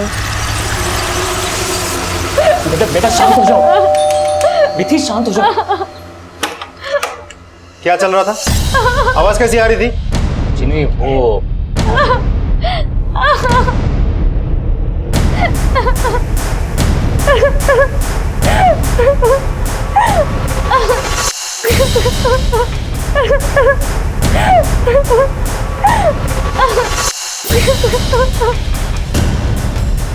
तुमने मीठी को घर में बंद करके मारने की कोशिश की। अब बताओगे या हम उगलवाएं? मैं बताता हूं। मीठी,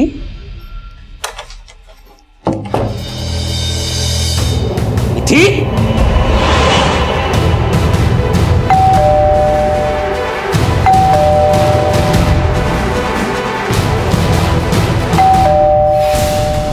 मैंने जो कुछ भी किया सेल्फ डिफेंस में किया। ना मैंने अंजलि को मारा और ना ही मैंने मीठी को जानबूझकर नुकसान पहुंचाया। बेटा बताओ, तुमने क्यों अपनी माँ को किडनैप किया और अपने पापा पे हमला किया? सर, मैं बस एक नॉर्मल लाइफ जीना चाहती थी। मैं चाहती थी कि मम्मी शराब छोड़ दें। और फिर श्रुति आंटी ने कहा कि मम्मी को सिर्फ पापा ही मार सकते हैं क्योंकि वो हमें अपने साथ ले जाना चाहते थे। वो मम्मी से नफरत करते थे और इसीलिए मुझे गुस्सा आ गया। राज सर, ये श्रुति का एंगल हमारी कहानी का वो मोड़ है जो हमें मंजिल तक लेके जाएगा। श्रुति को लेके आओ। Yes sir. मीठी को तुमने ऐसा क्यों कहा कि सतीश ने अंजलि को मारा है? अगर कोई शक था तो हमारे पास आ सकती थी तुम। सतीश ने पहले अंजलि की जिंदगी बर्बाद की, फिर मेरी जिंदगी। अंजलि से तो उसने छुटकारा पा लिया था, लेकिन बच्चों को नहीं भूल पा रहा था और वो बच्चों को फिर से हासिल करना चाहता था। इसलिए मैंने मीठी से कहा कि तुम्हारी मम्मा को तुम्हारे पापा ने ही मारा है और वो तुम्हें भी जबरदस्ती अपने साथ ले जाएगा। बड़े दुख की बात है श्रुति, छोटे बच्चों से कितना बड़ा जुर्म कराने वाली थी तुम। मासूम बच्चों को अपनी मां से बिछड़ने का दुख क्या होता है समझती हैं आप? आप नहीं समझ सकती। ये तो कंफर्म हो चुका है कि ये बॉडी अंजलि की है। मरने से पहले उसके साथ रेप किया गया, फिर उसे जलाया गया। मुजरिम ना अगर केतन है, न मीठी और उसके दोस्त, न सतीश, न श्रुति, तो फिर वो कौन हो सकता है जिसने ये किया? सर, ये जंगल के पास का सीसीटीवी फुटेज लगाओ।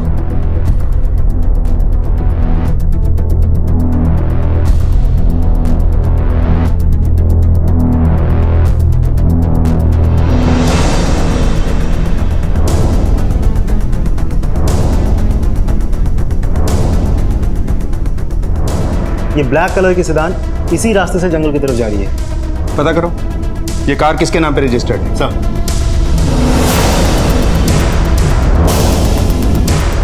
सर ये कार चेक करो अच्छे से।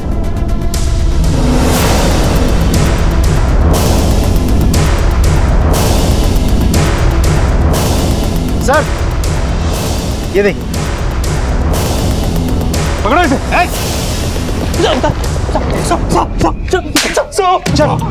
चलो। सर बताइए तो सर मैंने किया क्या? सर बताइए सर गलती होगी बता रहे सर, गलती होगी। क्यों किया साहब? क्यों मारा अंजलि को? बताता हूँ सर, बताता हूँ, सब बताता हूँ।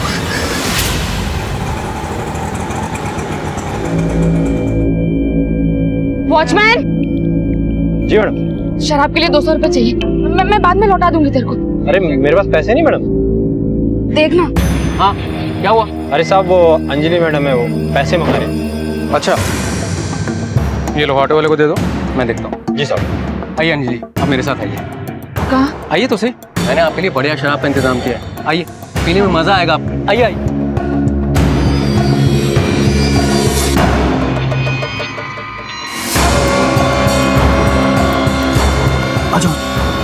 ये कहाँ ले आया? ये अपनी जगह अपना गैरेज है। आओ बैठो बैठो। वो शराब दे रहा हूँ, अभी बस अभी देता हूँ।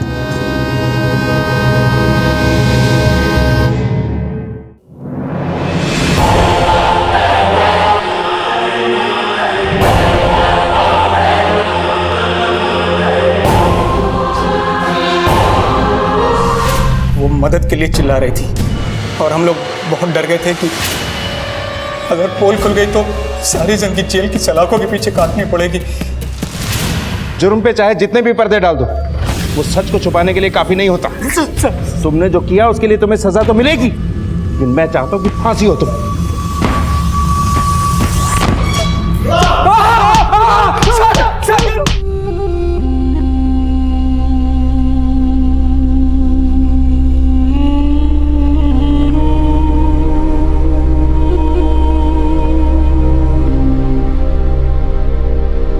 केतन को मॉलेस्टेशन और मिश्रा और गार्ड को बलात्कार और हत्या के आरोप में दोषी पाया गया और उन पर कानूनी कार्यवाही चल रही है। सतीश और श्रुति का अब तलाक हो चुका है और मिथि और साहिल अब अपने पिता के साथ रहते हैं। कहते हैं कि हमारा भविष्य हमारी आदतों के हिसाब से तय होता है और हमारा भविष्य तभी बदल सकता है जब हम अपनी आदतें बदलें। इसी विचार के साथ अब मैं अनूप सोनी आपसे विदा लेता हूं। फिर मुलाकात होगी अगले एपिसोड में एक और चौंका देने वाले केस के साथ। तब तक अपना और अपने परिवार का ख्याल रखें और देखते रहें क्राइम पेट्रोल डायल 100। सबक एक को सीख हम सबको। जय हिंद। क्राइम पेट्रोल के और भी दिलचस्प कहानी देखने के लिए हमारे चैनल को सब्सक्राइब करें और बेल आइकॉन दबाना न भूलें।